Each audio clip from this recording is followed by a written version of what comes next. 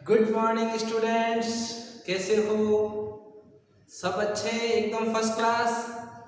हम class 11th के लिए पहली क्लास फिजिकल वर्ल्ड। कहने का मतलब ये है कि फिजिक्स की एक नई शुरुआत। क्लास 10th में आप लोगों ने बहुत अच्छे से पढ़ाई की, बहुत अच्छा बोर्ड में करने की कोशिश की, अच्छा किया भी होगा। अब इंतज़ार कर रहे हो अपने रिजल्ट का और देखते हैं कितने परसेंटेज बनते हैं, क्या क्या करने वाले हो। लेकिन जिन बच्चों को साइंस लेनी है उन्होंने अपना मानस बना लिया होगा।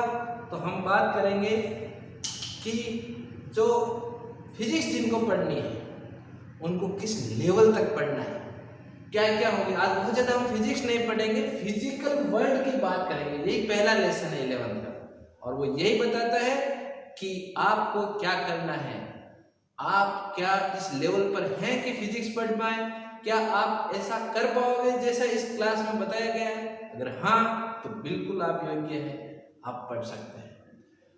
तो स्टूडेंट्स, आज हम कुछ टॉपिक्स पे बात करेंगे फिजिकल वर्ल्ड में। Science, scientific method steps, physics और फिजिक्स का स्कोप।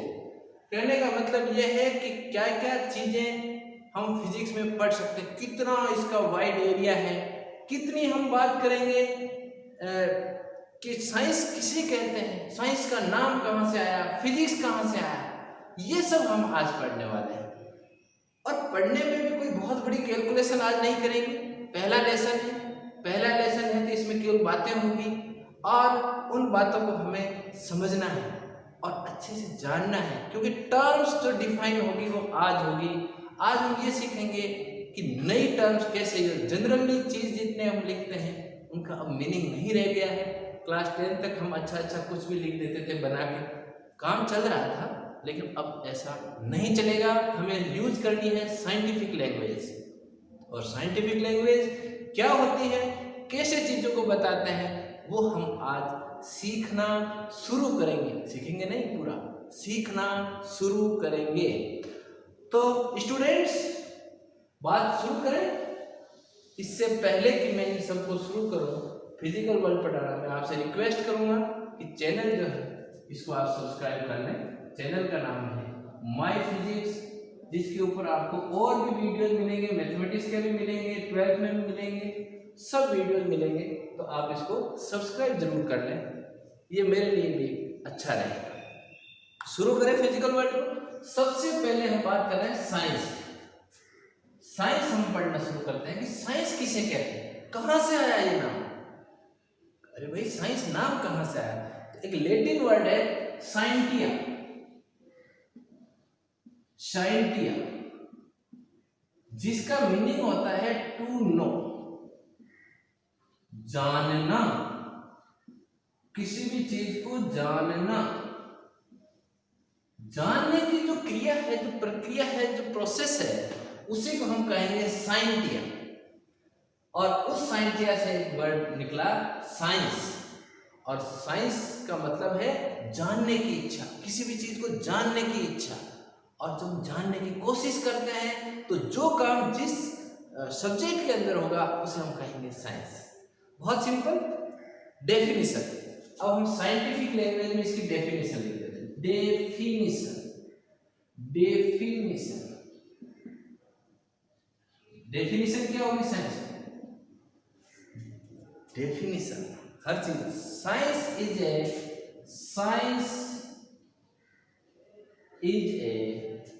Scientific process. साइंटिफिक नहीं, science is a scientific process. वैज्ञानिकों का है, साइंस का ही प्रोसेस है, लेकिन इसको हम लिखेंगे सिस्टेमेटिक प्रोसेस। सिंपल लैंग्वेज का हम लिखेंगे सिस्टेमेटिक। सिस्टेमेटिक प्रोसेस है ये। कैसा प्रोसेस है? Systematic process. सिस्टेमेटिक प्रोसेस क्यों कहेंगे इसका? सब चीज सिस्टेमेटिक होगी, ऐसे नहीं कुछ भी कर लिया कुछ भी हो गया। No, science is a systematic process. क्यों करेंगे हम ये process? To understand natural phenomena, to understand natural phenomena,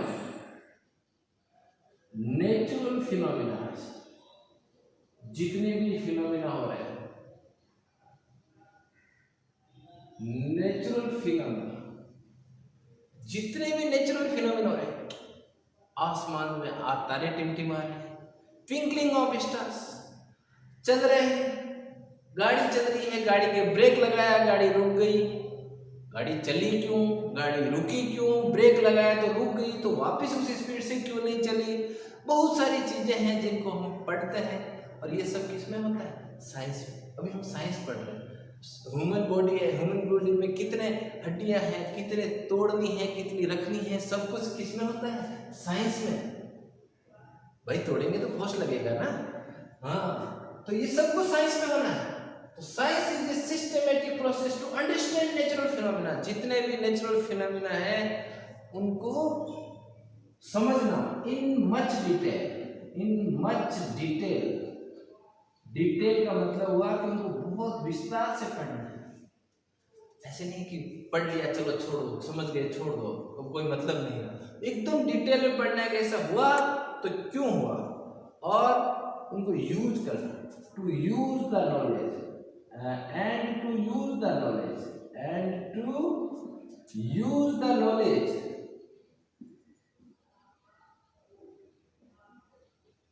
उसी नॉलेज को जो कुछ हमने सीखा उसको हम यूज करेंगे। किसमें यूज करेंगे, टू प्रेडिक्ट, अनुमान लगाने में आगे क्या होने वाला है, टू मॉडिफाई, उसके अंदर हम कुछ मॉडिफिकेशन कर दें, हाँ? इंजन बना रहे हैं, एक चीज तोड़ के दूसरी लगा दें, क्या होगा। कार बनाई, थोड़ा सा मटेरियल हल्का कर दिया, क्या होगा, उसको हमने मॉडिफाई कर दिया। जो नॉलेज दिया उससे हमने चीजों को मॉडिफाई कर दिया। और किसमें काम ले लेते हैं, and to control phenomena, to control phenomena. जो कुछ हो रहा है उसको कंट्रोल करना। बहुत लंबी डेफिनेशन होगी भाई। Science is a systematic process to understand natural phenomena. Natural phenomena को समझना detail, in much detail, and to use the knowledge, और नॉलेज को यूज करना किसमें, to predict, modify and control phenomena. जो कुछ हो रहा है उसको कंट्रोल करना, उसको मॉडिफाई करना अपने हिसाब से, अपने फायदे के हिसाब से, और अनुमान लगाना कि आगे क्या होने वाला है, अगला सूर्य ग्रहण कब होने वाला है। ये अनुमान लगाना भी साइंस में आता है, राइट। समझ गए, बहुत ज्यादा बताया, बहुत ज्यादा नहीं बताया, बहुत सिंपल है। Science is the systematic process to understand natural phenomena in much detail and to use the knowledge to predict, modify and control phenomena. जो कुछ हो रहा है उसको कंट्रोल करना अपने हित के हिसाब से, ठीक है। समझ में आया, ज्यादा नहीं आया, ज्यादा समझने की कोशिश ना करो। जो कुछ है इसको लिख लो, फिर इसको समझो, बेटर होगा।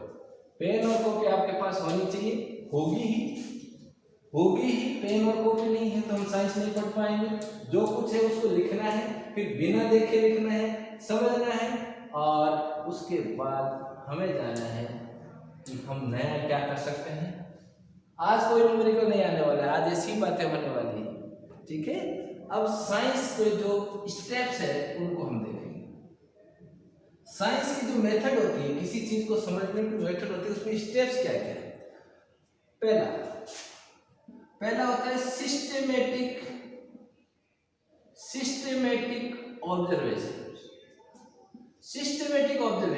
ऑब्जर्वेशन कैसे होने चाहिए, सिस्टेमेटिक होने चाहिए। ऐसे नहीं कि आप कैसे ले लिए, ठीक है। सिस्टेमेटिक ऑब्जर्वेशन होना चाहिए। पहला ऑब्जर्वेशन, उसके बाद दूसरा ऑब्जर्वेशन क्या होगा, तीसरा क्या होगा। ऑब्जर्वेशन मतलब चीज को देखना। अगर हम कंटिन्यू उसको सिस्टम से देखेंगे, है ना, मून की मान लो मोशन पढ़नी है तो हमें मून के राइज होने के तुरंत बाद हर आधे घंटे में देखना है कि पोजीशन क्या है, कैसे वो बदल रहा है, कैसे वो अपनी पोजीशन चेंज कर रहा है। ये सब हमें सिस्टेमेटिक समझना है। तो सबसे इंपॉर्टेंट जो पहली स्टेप है सिस्टेमेटिक ऑब्जर्वेशन। ऑब्जर्वेशन आपका सिस्टेमेटिक होना चाहिए, साफ नीट एंड क्लीन होना चाहिए, वेल प्लान्ड होना चाहिए कि आप जो समझ रहे हैं वो प्लानिंग के साथ है या नहीं। दूसरा, जितने भी एक्सपेरिमेंट होंगे वो कंट्रोल्ड होंगे। कैसे होंगे? कंट्रोल्ड एक्सपेरिमेंट होंगे। भाई आप ऐसे नहीं कि कुछ भी एक्सपेरिमेंट कर रहे हो और भ्रम से उड़ा दिया सब कुछ, ना ना, आपको जितने भी एक्सपेरिमेंट होंगे कैसे होंगे? कंट्रोल्ड। आपको पहले पता होना चाहिए कि इससे कोई नुकसान तो नहीं हो जाएगा, ठीक है? Controlled experiment. तीसरा है क्वालिटेटिव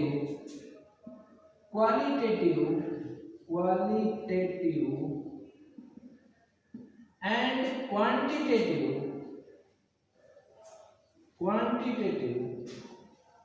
रीजनिंग।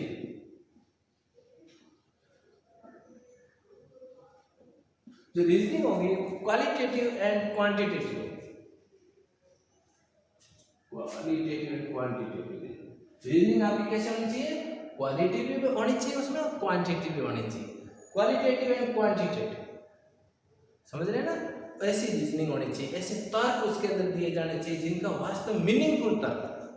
जो भी रीजन हम देंगे, जो भी रीजनिंग करेंगे, लॉजिक जो हम देंगे वो कैसे होने चाहिए? रीजनेबल होने चाहिए, उनमें क्वालिटी होनी चाहिए, ठीक है? उसके बाद हम करेंगे मैथमेटिकल मॉडलिंग।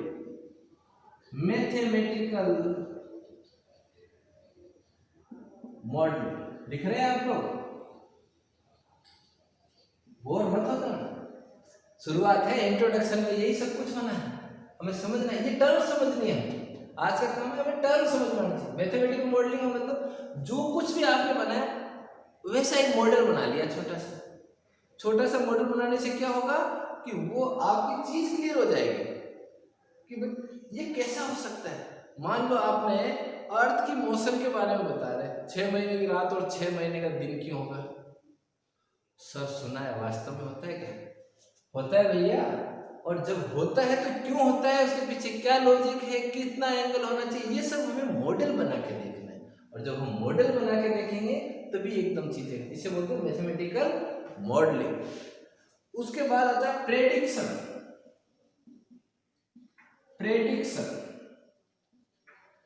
का मतलब होता है भविष्यवाणी करना, किसी भी चीज के बारे में आगे ये होगा।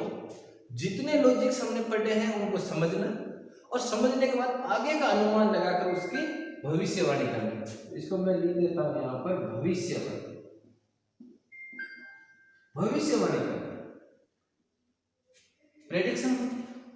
प्रेडिक्शन करने के बाद आप क्या करेंगे?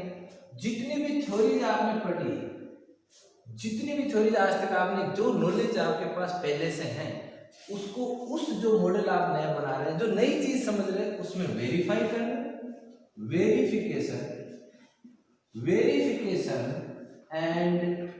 वेरिफिकेशन के साथ साथ क्या?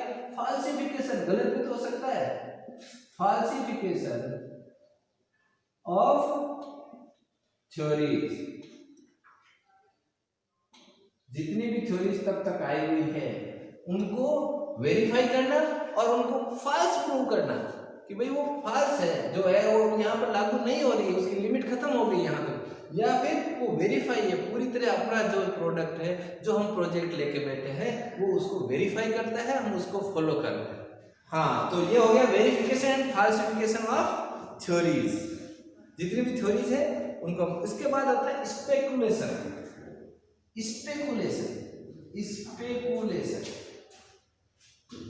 नए वर्ड आ रहे हैं भाई। स्पेकुलेशन के क्या मतलब? आप लोग शर्त लगा लो किसी चीज के बारे में कि देखो ये तो होगा ही होगा, चाहे अगर हम ऐसा करेंगे तो ऐसा होगा ही होगा। मतलब हम बिना किसी बेस के, बिना किसी लॉजिक के हमें पता, ऐसा अनुमान लग जाए कि अगर ऐसा करेंगे तो ऐसा होगा, और फिर हम उसके ऊपर अडरमेंट हो जाए और उसी चीज को होने दें, राइट? तो उसको बोलते हैं हम स्पेकुलेशन। आप मेरी बात को समझ रहे हैं ना? इसको मैं हिंदी में भी लिख देता हूँ, कहीं मान लो कोई बच्चे हिंदी में बेटर समझते हैं। तो स्पेकुलेशन का मतलब शर्त लगाना, उसको आइडिया लगाना कि हम कैसे उसके अंदर अब आगे क्या होगा। ये तो होगा ही, हालांकि हमारे पास कोई बेस नहीं है, इसके पीछे हम लॉजिक भी नहीं दे रहे, लेकिन फिर भी अपने उन चीजों को देखकर जो भी हम प्रोजेक्ट लेते हैं उसमें अनुमान लगा लेते हैं कि ये होगा ही, और हम अडरमेंट हो जाते हैं। इससे कहते हैं स्पेकुलेशन, राइट? और लास्ट है कंजक्शन। नए नए वर्ड है बेटा। जितना कंजक्चर, कंजक्चर का मीनिंग क्या होगा? कंजक्चर का मीनिंग क्या है? अनुमान लगाना। आपने अनुमान लगा लिया किसी चीज के बारे में, ऐसा होगा, फिर उसी डायरेक्शन में काम करना। अपना जो एक्सपेरिमेंट कर रहे हैं उसको उस डायरेक्शन में ले जाने को ही हम बोलेंगे कंजक्चर। तो ये साइंटिफिक वर्ड है, speculation, conjuncture, prediction, mathematical modelling, qualitative and quantitative reasoning, controlled experiment और सिस्टमेटिक ऑब्जर्वेशंस। तो ये सब जो चल रहा है ये होंगे स्टेप्स आपके साइंटिफिक मेथड, और ये स्टेप्स अपने को पता होने चाहिए। क्लियर? बहुत थ्योरी हो रही है आज केवल थ्योरी चलेगी, न्यूमेरिकल्स नहीं होंगे। पहले लेसन में कोई न्यूमेरिकल नहीं है, आपको केवल थ्योरी पढ़नी है, चीजों को समझना है। ठीक है? तो ये आपके जितना हम पढ़ रहे हैं बेटा इसको आप नोट करते जाएं, कि जितना आप नोट करोगे उतना आपको रिवाइज करने में आसानी होगी। अब आते हैं हम फिजिक्स में। किसमें आते हैं? फिजिक्स में।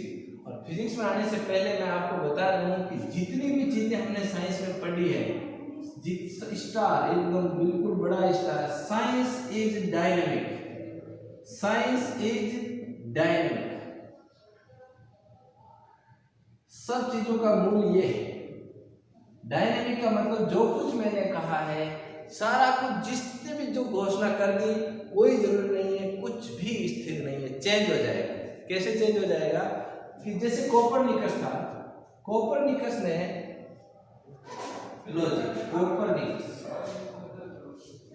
कोपरनिकस ने 1473 में ही बता दिया, 1473 से 1543 तक ये था। तो इसने जो बताया वो सारा कुछ पलट दिया था। किसने? केपलर ने। केपलर ने सारा पलट दिया था। वही पृथ्वी जो है, अर्थ जो है, वो सूर्य के चारों ओर चक्कर लगाती है। पहले कोपरनिकस ने कहा था कि नहीं, ऐसा नहीं हो सकता। जबकि ये कब आया आपका? केपलर कब आया? केपलर आया आपके 1571 के बाद। 1571 में इसका जन्म हुआ था। एग्जैक्टली मुझे नहीं पता ये कब इसने ये डिक्लेयर किया, लेकिन 1571 में इसका बर्थ हुआ। तो ये कुछ ही सालों बाद में इसने क्या कहा? नहीं, अर्थ जो है वो सन को राउंड करती है, सन के चारों ओर चक्कर लगाती है। यानी आपने जो कहा कोई गारंटी नहीं है कि वो सही हो। आने वाले समय में एक नया लॉजिक आए और वो हो सकता है उसको पलट दे। तो साइंस क्या है? डायनेमिक है। पहले क्या हुआ कि न्यूटन ने बताया, जो मैकेनिक्स पढ़ाई थी, न्यूटन ने जितनी भी मैकेनिक्स, जिसको बोलते हैं अपन न्यूटन्स मैकेनिक्स। न्यूटन मैकेनिक्स में क्या होता है? कोई चीज चल रही है, उसके पीछे भी फॉर्मूला है, v is equal to u plus a, और भी कई तरह के लॉजिक्स हैं। उसको अब जब 20th सेंचुरी आई तो सबसे पहले कहा कि नहीं, अब ये क्वांटम फिजिक्स है। कैसी फिजिक्स है? क्वांटम फिजिक्स में हम चले गए। क्वांटम फिजिक्स का मतलब हुआ कि नहीं, ये तो एनर्जी के पैकेट्स है, इसलिए सब कुछ हो रहा है। यानी सारे लॉजिक्स जो हैं वो समय के साथ साथ बदलते रहते। और ये किसको हम प्रूव कर रहे हैं? Science is dynamic. जितना पढ़ रहे हैं, हो सकता है कल को आपको थ्योरी दे दो, आपको ऐसी थ्योरी दे दो जिससे आने अभी न्यूटन ने जो कुछ कहा उसको पलट दो। उम्मीद करते हैं आप ऐसा करेंगे, राइट? तो everything whatever I am saying that is not permanent, and anyone else is also saying that is also not permanent. कुछ भी परमानेंट नहीं, सब कुछ डायनामिक। सब कुछ क्या है? डायनामिक है, बदलता रहता है समय के साथ साथ। 2 स्टेप हमने पढ़ लिए हैं। अब आते हैं हम फिजिक्स। अब हम किस में आते हैं? फिजिक्स में। फिजिक्स क्या है? फिजिक्स को देखो बेटा, फिजिक्स के बारे में हम पढ़ते हैं तो ग्रीक लैंग्वेज में कुछ शब्द लिखे हुए ऐसे,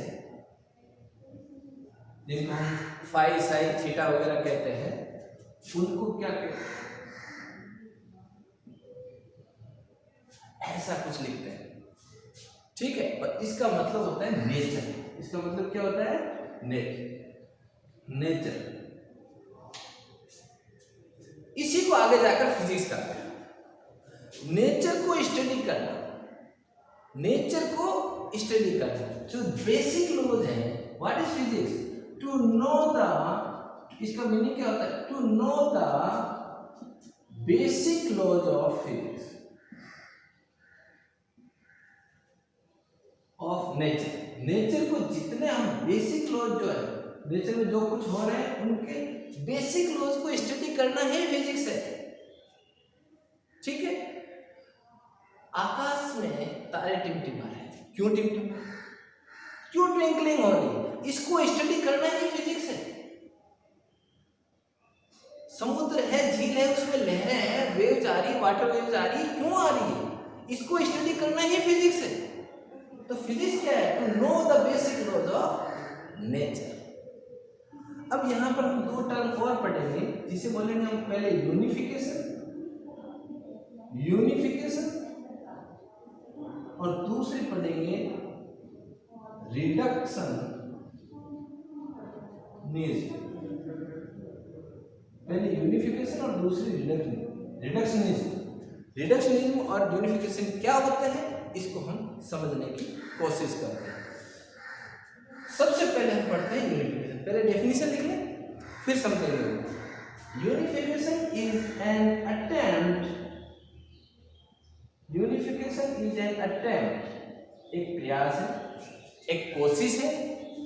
किसकी कोशिश है? To see the physical world, to see the physical world, physical world, संसार को जो जितने भी फिजिक्स से संबंधित चीजें हो रही उनको देखने का एक कोशिश है। With same idea, with same idea in different domains.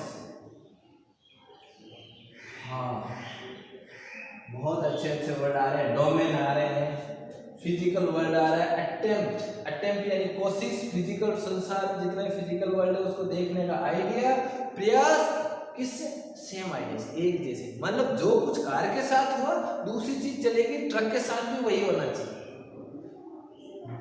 Car ने ब्रेक लगाया, कार रुक गई, तो ट्रक भी ब्रेक लगाई तो रुकनी चाहिए, ट्रेन भी रुकनी चाहिए। हवाई जहाज को मत रोक देना, हवाई जहाज के ब्रेक मत लगा, समझ रहे ना? फिजिकल सेम आइडिया है, उसको लागू करना सब इन डिफरेंट अलग अलग डोमेन में, इसे क्या बोलते हैं? यूनिफिकेशन। क्योंकि ये सब आगे चीजें आएगी, यूनिफिकेशन आएगा, आप सोचोगे कि सर ये क्या है, यूनिफिकेशन क्या है, हमें पहले से पता होना चाहिए यूनिफिकेशन क्या है। एक ही आइडिया को अलग अलग डोमेन में क्या करना, उसको लागू करना। रिडक्शनिज्म ये क्या है? ये भी एक efforts to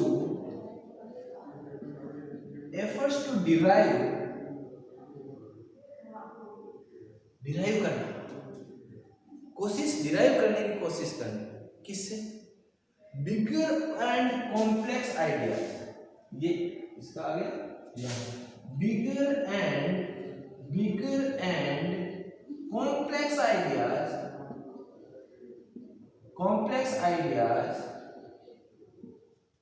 bigger and complex ideas of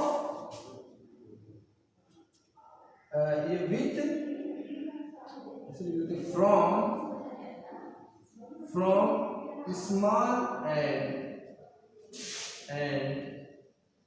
its components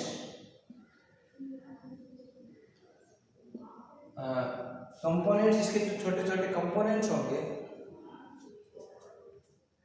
and simpler parts. देखो सिंपल करने की कोशिश की मैंने, इसकी डेफिनेशन तो और भी खतरनाक है, लेकिन सिंपल करने की। अगर हम इसके पार्ट्स से सोचें कि इसके अंदर क्या क्या होना है, जैसे मान लो मैंने थर्मोडायनेमिक्स पढ़ी। थर्मोडायनेमिक्स क्या होती है भाई? थर्मोडायनेमिक्स होती है कि भाई हम देख रहे हैं कि कोई चीज गर्म हो रही है, इसके साथ साथ इधर से मैंने रोड को गर्म किया, उधर से भी रोड गर्म हो रही है, तो इसे बोलते हैं थर्मोडायनेमिक्स। इससे हम कहाँ पहुंच गए, काइनेटिक एनर्जी। इसको पढ़ते पढ़ते हम काइनेटिक एनर्जी में पहुंच गए।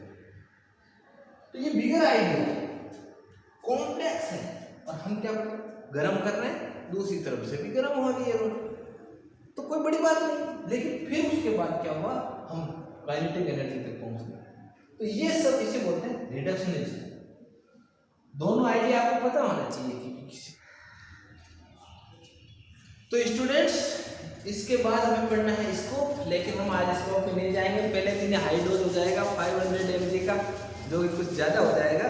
तो मैं आपसे यही आशा करता हूँ कि जितना कुछ पढ़ा है इसको रिवाइज करेंगे, 2 बार पढ़ेंगे, 3 बार पढ़ेंगे, जितनी बार पढ़ेंगे उतना ही फायदा है। आप इसको रिवाइज करें, चीज़ों को समझने की कोशिश करें। फाल्सिफिकेशन क्या होता है, यूनिफिकेशन क्या होता है, रिडक्शनिज्म क्या होता है, ये सब चीज़ें आपको समझ में आनी चाहिए। इन सब के बाद मैं आपको बहुत बहुत शुभकामनाएं देता हूँ। आज पहला लेसन क्लास 11 का फिजिक्स का, मैं उम्मीद करता हूँ कि आने वाले समय में आप बहुत अच्छा करेंगे। फिजिक्स का पहले लेसन में थोड़ी थ्योरी ज़्यादा है, समझने में दिक्कत होती है, मैं भी समझ रहा हूँ, लेकिन फिर भी आप कोशिश कीजिए। इसमें से एग्ज़ाम के पॉइंट ऑफ व्यू से बहुत बड़ा लेसन नहीं है, लेकिन फिर भी बहुत इम्पोर्टेंट लेसन है। इसको हम देखेंगे, और जब अपने को ये समझ में आएगा, चीज़ें समझना शुरू कर देंगे, टर्म समझना शुरू कर देंगे, तो फिजिक्स समझने में बहुत आसान होगी। फिजिक्स बहुत आसान है, समझने का सिस्टमेटिक तरीका होना चाहिए। सारी जितनी मैंने मेथड स्टेप्स बताई वो आपके दिमाग में होनी चाहिए। आपके दिमाग में वो चीज़ उतना उर्वरकता होनी चाहिए, उतनी चीज़ को फर्टिलाइज होना चाहिए आपका। जितना आप इन चीज़ों को समझेंगे, फिजिक्स उतनी ही बढ़िया से समझ में आएगी। फिर से रिक्वेस्ट, चैनल को सब्सक्राइब करें, दोस्तों को शेयर करें, और जितना करेंगे उतना ही हेल्पफुल होगा मेरे लिए भी, आपके लिए। Thank you very much.